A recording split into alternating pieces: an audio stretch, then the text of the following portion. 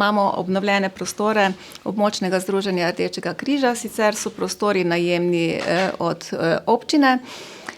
In ker je bilo v teh prostorih nemogoče delati, so obnovili te prostore in zagotovili varno delo za zdravje zaposlenih, tudi varni so, kamere so nameščene, vrata so varna, tako da je zagotovljeno delo notri in za zaposlene, in za uporabnike, in za vse nas, ki prihajamo. Ja, v teh prostorih se izvajajo administrativna dela, tudi uporabniki prihajajo noter, ki rabijo pomoč, razgovori z uporabniki, delavnice se izvajajo v teh prostorih. Danes sem vesel, da smo se zbrali na nekem pozitivnem dogodku v naši mestni občini Krško, katerih ne manjka. Vesel sem, da danes odpiramo v bistvu prenovljene prostore delovanja našega Rdečega križa. Bili so potrebni prenove, mestna občina Krško zato v te prenove vložila 36.000 evrov, nekaj več.